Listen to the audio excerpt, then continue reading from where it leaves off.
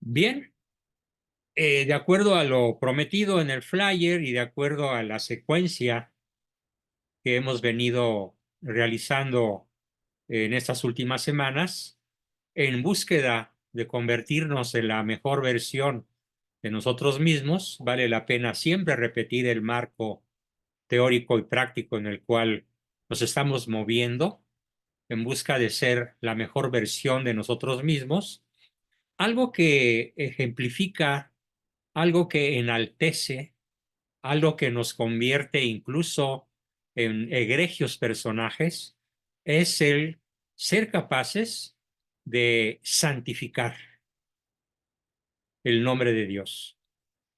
Y ahora no ha habido nadie, y en otras veces lo ha habido, pero ahora no, mm, no ha sucedido así. En algunas ocasiones me han cuestionado: oiga, doctor, ¿y cómo es eso de que santificamos el nombre de Dios? Si Dios ya es el Santísimo, nosotros no le podemos añadir nada, no podemos hacer que su nombre sea más santo de lo que ya es. Y mi contestación, al tenor de lo que nos explica Santo Tomás de Aquino, aclara que no se trata de hacer el nombre de Dios más santo, sino de reconocer su insuperable, su absoluta, su magnífica eh, santidad, el santo de los santos.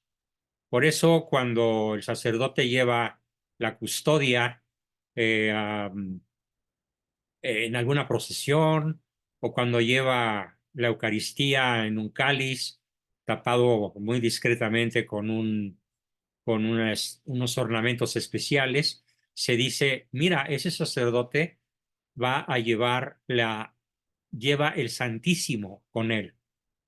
¿Por qué se dice el Santísimo? Porque de entrada reconocemos pues que Dios es el Santo de los Santos, que es el Santísimo por excelencia, ¿sí? Entonces, vamos a ver qué nos dice Santo Tomás de Aquino acerca de cómo procede a santificar el santo nombre de Dios una persona que quiere lograr ser la mejor versión de su humanidad, la mejor versión de sí mismo, considerando incluso sus limitaciones y disfrutando de sus potencialidades, de sus fortalezas y de sus virtudes. Bueno, pues en esta petición, dice Santo Tomás, en esa petición, santificado sea tu nombre, pedimos que el nombre de Dios se nos revele y se nos haga manifiesto. Es la primera explicación que nos da el Santo de Santos, Santo Tomás de Aquino. Repito, pedimos en esta primera petición que el santo nombre de Dios se nos revele.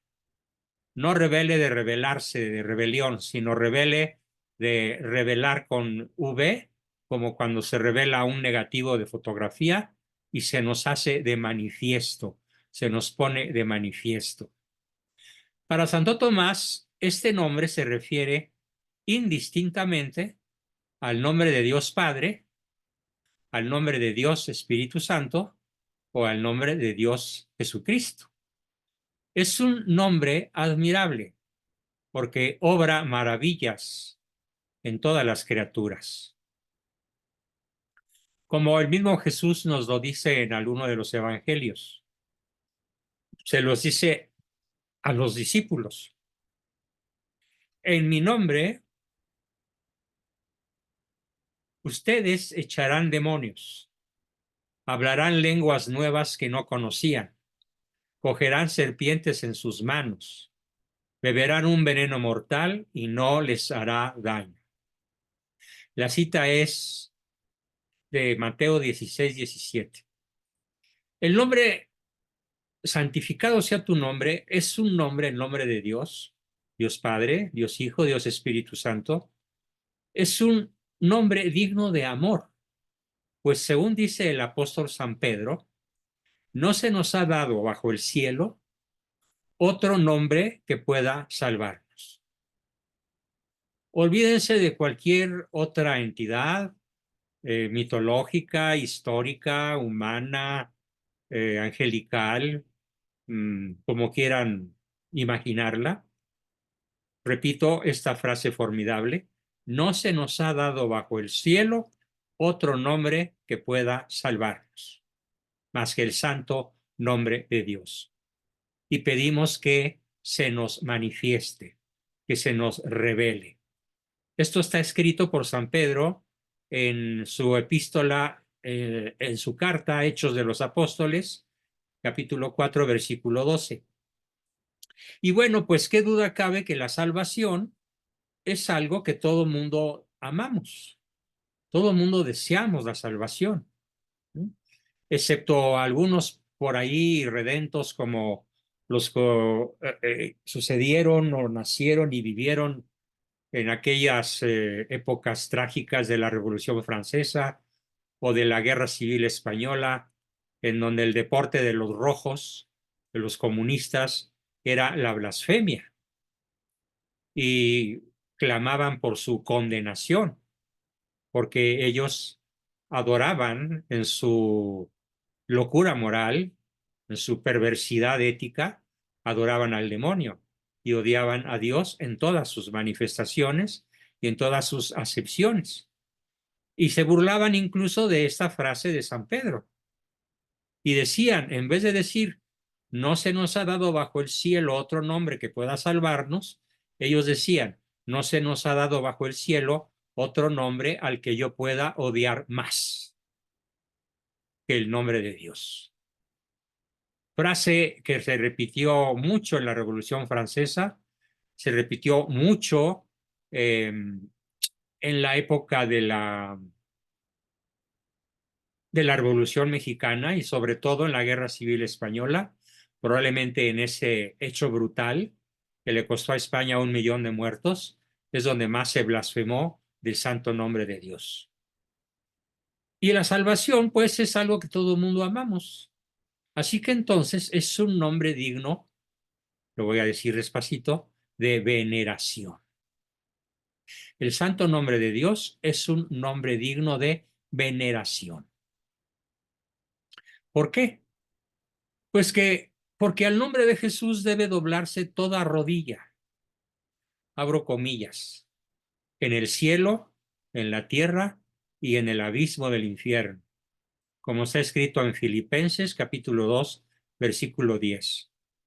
El nombre de Jesús debe doblarse, ante el nombre de Jesús debe doblarse toda rodilla, en el cielo, en la tierra y en el abismo infernal. Es un nombre inefable. Ya expliqué en una sesión pasada qué significa la palabra inefable. Significa, lo repito por si alguien no estuvo o no la pescó, significa algo que no se puede expresar con palabras. En efecto, cualquier explicación que demos sobre la inefabilidad, no infalibilidad, inefabilidad de inefable del santo nombre de Dios, toda explicación que demos, incluso la que yo estoy dando en estos momentos a mi querido grupo, es insuficiente para poder expresar todo lo que convendría saber expresar acerca del santo nombre de Dios. ¿Cuándo lo podremos expresar? En toda su magnificencia, en toda su formidable omnipotencia y magnitud, insondable, inabarcable. Lo podremos expresar si nos salvamos en la otra vida, cuando conozcamos a Dios como Él se conoce, cuando poseamos a Dios como Él se posee, y cuando conozcamos y poseyamos, perdón, la creación entera tal y como Dios mismo la posee. Entonces, este fue el primer motivo de que sea, pues, santificado sea tu nombre. En razón de la firmeza de Dios, se le llama roca. Por eso cuando Cristo funda su iglesia, le dice a Pedro, tú eres Petro, piedra, y sobre esta piedra edificaré mi iglesia. Y la iglesia ha resistido los embates de 2000 años de combate, de 2000 años de persecución, de 2000 años de traiciones, de 2000 años de calumnias, de 2000 años de ingratitud. Hay una anécdota que me gusta mucho contar cuando toco este tema y que probablemente alguno de ustedes ya escuchó, pero vale la pena repetirla en función de lo que estoy en estos momentos explicando. Cuenta la historia que Napoleón invadió, como todo el mundo sabe, o si se acuerdan de su historia universal, invadió el Vaticano y tomó prisionero al Papa. Y lo tuvo prisionero varios meses. De hecho, murió en prisión el Papa que fue prisionero de Napoleón. Y cuentan los historiadores, testigos de lo que voy a narrar, que Napoleón le dijo al Papa, ahora sí, su ilustrísima, voy a destruir tu iglesia católica. Y entonces el santo cardenal este se cayó rodando las escaleras hasta abajo. De las escaleras ya ven que si han ido alguna vez a la basílica y se han fijado que hay escaños para que se sienten los canónigos y es como, digamos, un anfiteatro en pequeño. Entonces el cardenal rodó hasta el piso muerto de la risa, tapándose la boca y agarrándose la barriga, y Napoleón lo increpó muy enojado diciéndole, ¿y tú de qué te ríes? Y el cardenal le contestó, mira, petit homme, mira, pequeñuelo hombre, mira, homúnculo, me río de lo que acabas de decir. ¿Pero por qué te ríes? Porque si nosotros, los príncipes de la iglesia, los miembros de la iglesia, no la hemos podido destruir en 18 siglos, ¿vas a venir tú, petit homme, a destruirla? Y se siguió riendo el cardenal, y por eso, perdón, sí, el cardenal y el papa y todos los cardenales fueron tomados prisioneros por Napoleón en represalia por la burla de la cual había sido objeto. Bueno, interesante. Eso quiere decir que la iglesia es imbatible, es una roca de una firmeza imbatible. Así que aunque la veamos trastabillar, aunque veamos cómo surgen las herejías por aquí y por allá, como ahora la Iglesia de Alemania parece que está en franco choque con el magisterio, el Papa Francisco los ha invitado a no tener su discurso, a no convertir su discurso en un monólogo, sino en entrar a franca comunión con la Iglesia de siempre, y los obispos alemanes pues como que no le hacen mucho caso. Y parece que los historiadores del momento, los especialistas en la historia de la iglesia de estos momentos, señalan que se espera un cisma en cualquier momento. Bueno, pues aún eso, cualquier cisma, y ha habido varios, y contundentes, brutales incluso, como el cisma luterano, el cisma de Occidente, el cisma de Oriente, el cisma de Arrio y de otros muchos herejes por ahí, no han hecho vacilar ni un ápice en la firmeza de la roca que es la iglesia. Reconocerlo es santificar el nombre de Dios. También, aparte de roca, se le llama fuego. ¿Por qué se le llama fuego al santo nombre de Dios? Repito, Dios Padre, Dios Hijo, Dios Espíritu Santo. Se le llama fuego porque disipa la luz de las tinieblas, disipa la luz, disipa lo tenebroso de las tinieblas. ¿Sí? Perdón, cometí un error. Se le llama fuego, perdón, porque purifica nuestro corazón de todo pecado. Purifica nuestro corazón de todo pecado. Se le llama luz porque la luz disipa las tinieblas y así el santo nombre de Dios ilumina si lo queremos, si lo pedimos, si lo manifestamos, si lo exclamamos, santificado sea tu nombre, ilumina nuestra mente. Con esta petición, varias veces repetida ya, santificado sea tu nombre, no pedimos únicamente que el santo nombre de Dios sea conocido, sino que pedimos que todos los que nos rodeen lo tengan por lo que es, como el santo de santos, como el santísimo. Por ejemplo, aquí en este hogar de ustedes, en esta casa donde el Señor me ha concedido vivir los últimos 22 años de mi vida, ya como hogar propio, y desde antes, desde que yo recuerdo tener uso de razón, ha habido una manera mediante la cual me he tomado a veces la molestia, a veces enojado, a veces indignado, pero siempre con mucha firmeza, a que es tan importante este pasaje del Padre Nuestro que cuando alguien cuenta en mi presencia un chiste irreverente, aunque sea rosa pálido, lo paro en seco. Lo paro en seco. Me costó rupturas con primos, me costó rupturas con vecinos, me costó rupturas con amigos, pero yo me mantuve firme. En mi casa, el santo nombre de Dios se respeta a como dé lugar y no se admite ni siquiera una broma, por ligera que ésta sea, sobre algo que es sacratísimo. A eso se refiere Santo Tomás cuando dice que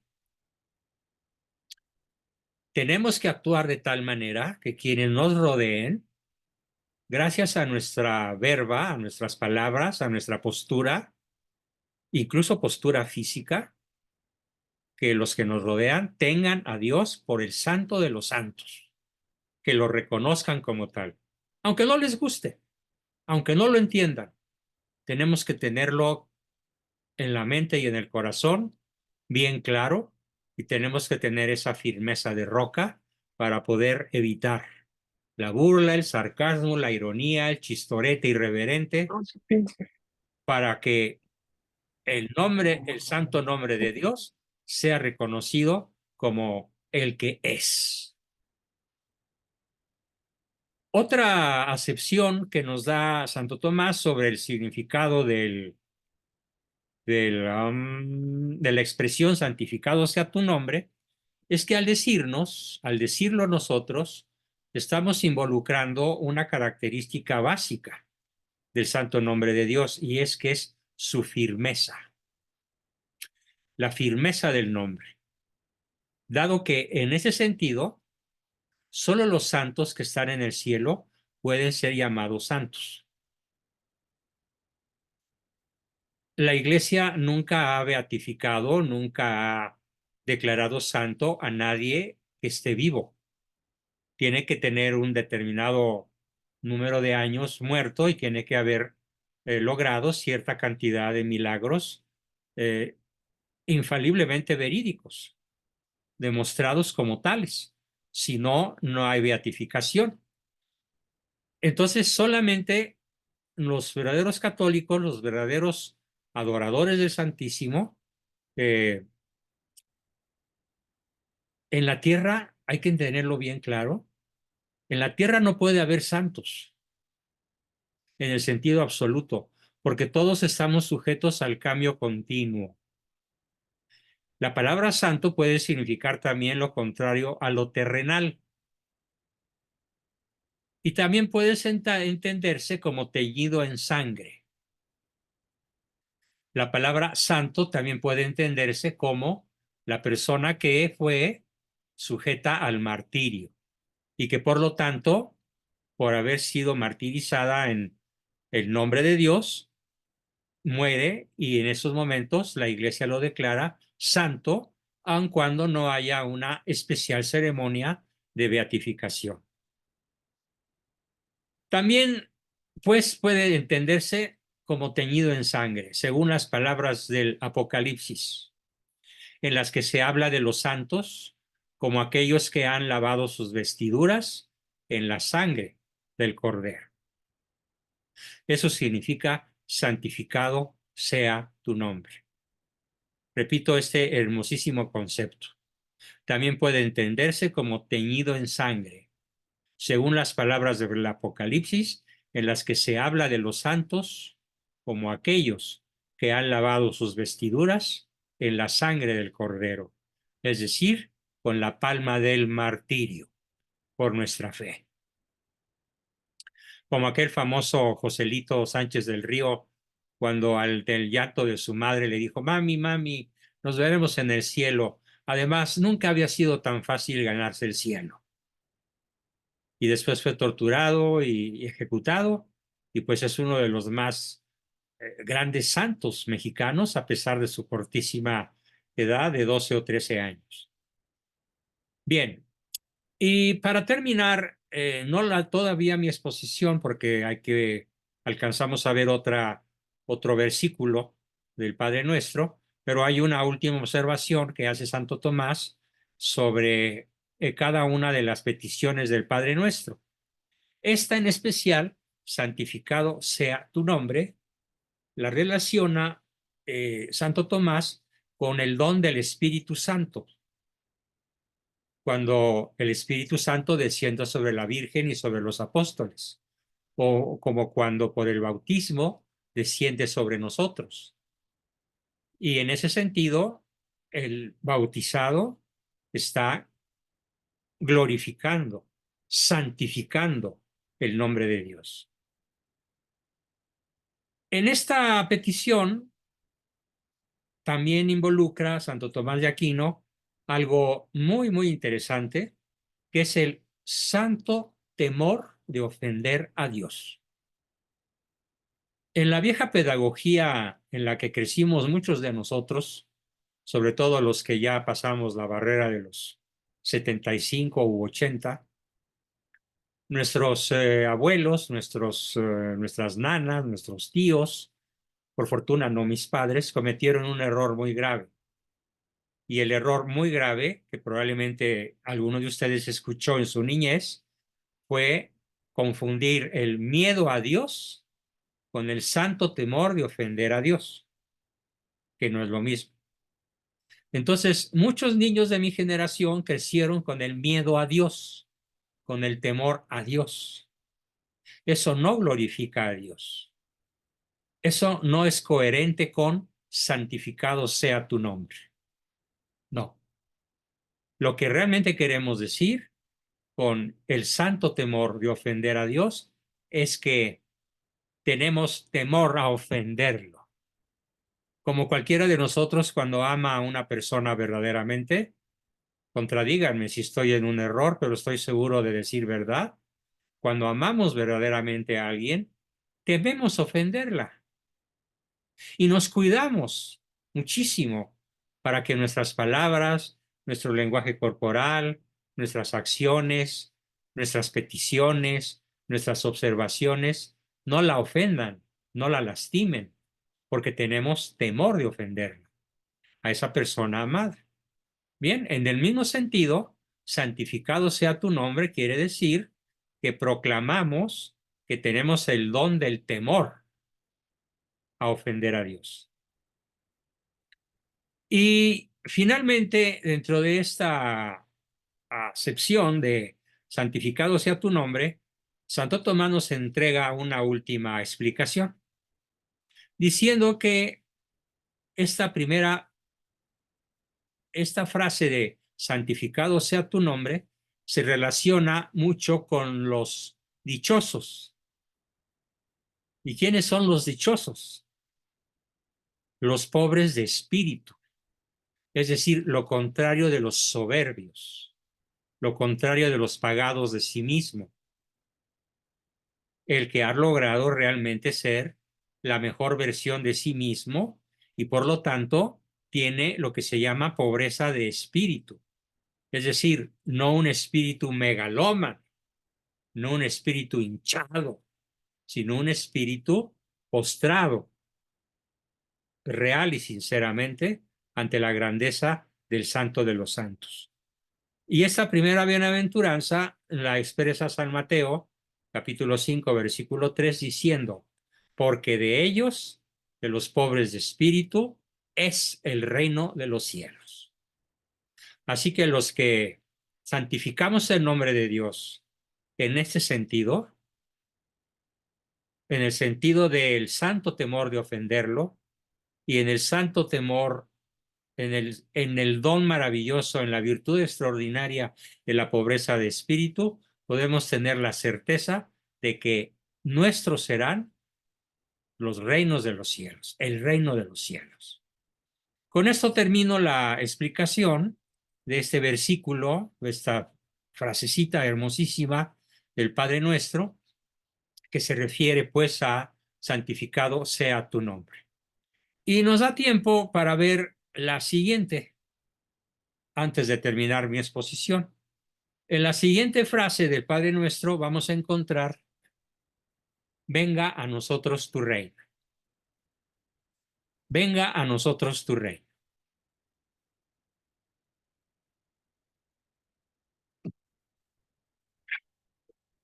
¿Qué significa esto? Bueno, debo hacer aquí una inserción de un tema histórico. Los judíos sionistas, de espíritu grandioso, grandilocuente, megalómano, todo lo contrario de lo que acabo de decir, para ellos no llegó el reino de los cielos, porque para ellos el reino de los cielos era el poder material, el poder militar, el poder económico, el poder político de Israel sobre todas las naciones. Ese es el error del sionismo y bueno, tocando un tema de actualidad de estos momentos, es lo que ha llevado a Benjamín Netanyahu, el premier israelí, y al presidente Biden de los Estados Unidos a negarse al alto al fuego contra Gaza, a pesar de que hay cerca de 2 millones de palestinos que están a unas cuantas horas de morirse de hambre, de frío, de sed, de enfermedades. Y Netanyahu ya dijo, no descansaremos, no dejaremos de bombardear, no dejaremos de disparar mientras haya un israelita vivo. Los palestinos tendrán que ser borrados de Gaza. Lo acaba de decir hace 2 o 3 días. Pero lo dijeron hace 2000 años y por eso crucificaron a Cristo. No se esperaban un rey montado en un pollino y entrando a la ciudad de Jerusalén, aclamado por las multitudes, Hosana, el que viene en el nombre del Señor. No, ellos no esperaban eso. Ellos esperaban un ejército guiado por el Mesías, capaz de pararle en seco al mejor ejército romano y derrotarlo. Ellos deseaban y anhelaban un redentor material, político, militar, económico, financiero. No esperaban al Salvador de las almas. No esperaban al Redentor de la humanidad. Así que para ellos no brilló, no vino el reino de los cielos. Y desde entonces, hasta la fecha, en Israel, nunca ha habido un año continuo de paz. Nunca. En Israel siempre ha habido guerra.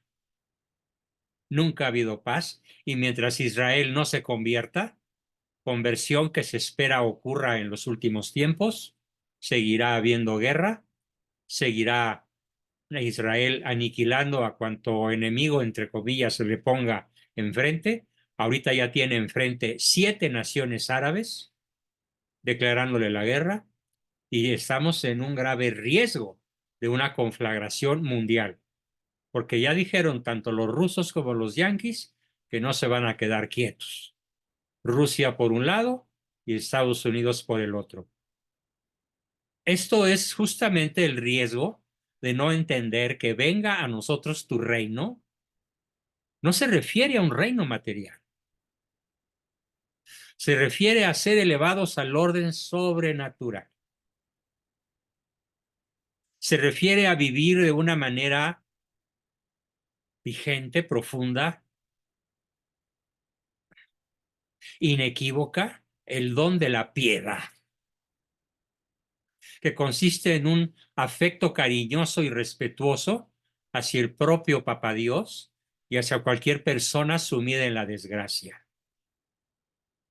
Por eso decimos, venga a nosotros tu reino, para que a esas personas sumidas en la desgracia del pecado o en la desgracia de la injusticia de los poderosos, Dios les haga justicia, incluyendo lo material, pero no única ni principalmente.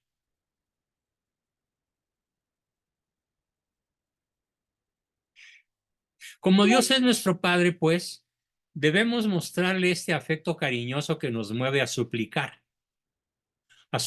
a Él que venga a nosotros su reino. Hay que suplicarlo. Ahora bien, hay que aclarar que el reino de Dios ha existido siempre, pues Dios ha sido siempre el Señor de todas las cosas, incluso antes de que éstas fueran creadas. Él ya era el que es, Él ya era Dios, pero todavía no le está sometido todo. ¿Qué es lo que no le está sometido del todo, o incluso para nada? La voluntad humana de hacer el mal. Por eso tenemos que ser explícitos, abiertos, contundentes, clarísimos en decirle, venga a nosotros tu reino, para someternos gozosamente a su exquisito yugo, a su exquisita y maravillosa autoridad, que ante todo es amor y misericordia. Esta venida del reino de Dios a nosotros supone la conversión de todos los pecadores, pero también supone que los pecadores irredentos, los que no se quisieron arrepentir, los que siguen dando muestras de contumacia en el error, y en México tenemos muestras demasiado fehacientes de esto, terribles, los que están aferrados al error, aferrados a la maldad, aferrados a la soberbia, tendrán su justa consecuencia y tendrán muerte eterna. No en el sentido de ser aniquilados, como algunos herejes lo decían por allá a principios del cristianismo, que el infierno consistía en que Dios los privaba del hecho de ser. No, Dios nunca nos va a privar del hecho de ser. Seremos siempre yo, tú, él, nosotros, vosotros, ellos. Pero los que no se arrepienten a tiempo, de todo corazón, tendrán la consecuencia que eligieron, la aniquilación de toda posibilidad de felicidad, conociendo y poseyendo a Dios y al universo entero. Es una muerte peor que la aniquilación. Por supuesto que sí. Y también dice Santo Tomás, si entendemos por reino la gloria del paraíso, el reino es lo mismo que el gobierno de Dios. Entonces, cuando decimos, venga a nosotros tu reino, ¿qué estamos pidiendo? Que venga a nuestra nación mexicana, que venga a nuestro continente, que venga a nuestro planeta, el gobierno de Dios, que además está profetizado que así ocurrirá. Habrá un periodo antes del juicio final de las naciones y de los individuos en donde habrá un reino de Dios visible, en donde Cristo será el Rey de Reyes reconocido por la humanidad entera. Este gobierno será perfecto cuando ya nada se oponga a la voluntad salvífica de Dios, pero no será del todo en la tierra, sino solo ocurrirá una vez que hayamos pasado al paraíso. Cuando la humanidad haya dejado de poblar el planeta Tierra y estemos la mayor parte de nosotros, los más posibles, disfrutando del paraíso. Y también dice Santo Tomás que el reino de Dios es deseable porque en él se da una gran justicia. Ah, cómo me gusta esta palabrita, la justicia. Cuando hace rato leíamos y veíamos los videos con las terroríficas noticias que se derivan de Palacio Nacional, los caprichos de este tirano, de este reyesuelo infernal, y me daba mi esposa un codazo y me decía, pero no te preocupes, mi amor, acuérdate que habrá justicia. Pues sí, habrá justicia, porque en este mundo presente conviven el mal y el bien, y para mi gusto hay más mal que bien.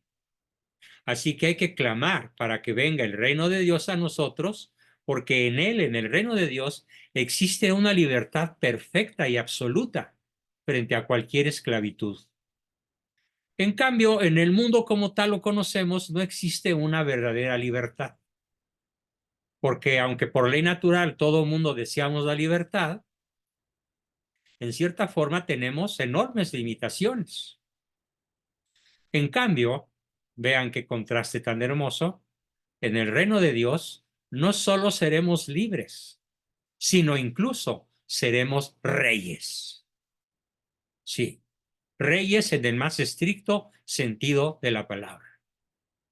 Esta justicia y esta libertad se deberá a la identificación de nuestra voluntad, de tu voluntad, de todos los que estamos aquí y de todas las personas sobre las cuales podamos influir para que se cumpla la voluntad de Dios. Eso quiere decir venga a nosotros tu reino. Este reino es igualmente deseable por la maravillosa abundancia que se da en él. Abundancia incluso material, como en el reinado de Cristo en la tierra cuando eso ocurra. Pues solo Dios puede colmar nuestros deseos, incluso en la más honda de las miserias materiales o incluso corpóreas. Por otra parte, cuando pedimos la venida del reino de Dios, estamos suplicando que no sea el pecado quien reine en nuestro mundo. Venga a nosotros tu reino quiere decir que no sea el pecado el que reine en nuestro mundo, que no sean los pecadores, los poderosos, sino que sean los justos, los que amamos y proclamamos a Dios, al Dios de la misericordia y al Dios de la justicia, quienes poseeremos el paraíso y regresaremos a la tierra en cuerpo y alma a disfrutar de ella, porque será toda la creación, no solo la tierra, un inmenso e interminable paraíso. Esta petición también se relaciona con la bienaventuranza que proclama dichosos a los mansos, no a los mensos, a los mansos y humildes de corazón. Porque si deseamos que sea Dios realmente el Señor de todos, venga a nosotros tu reino, renunciamos a todo deseo de venganza. Probablemente a mí es una de las cosas que más trabajo me cuesta prescindir. Del mal pensamiento de la venganza contra los que han destruido mi patria.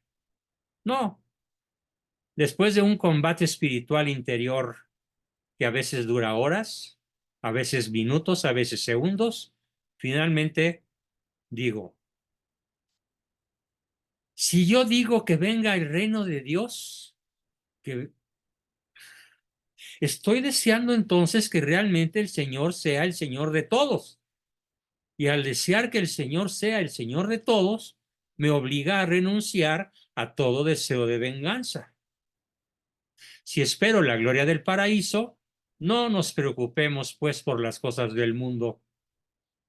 Y si pedimos que Dios y Cristo reinen en nosotros, debemos de ser mansos, porque el mismo Cristo fue manso y humilde de corazón hasta su muerte. Bien, pues justamente en el minuto 40 y cachito termino mi exposición para dar paso, como siempre, a sus preguntas, comentarios, opiniones, aportaciones, etcétera. Permítanme un segundo, por favor.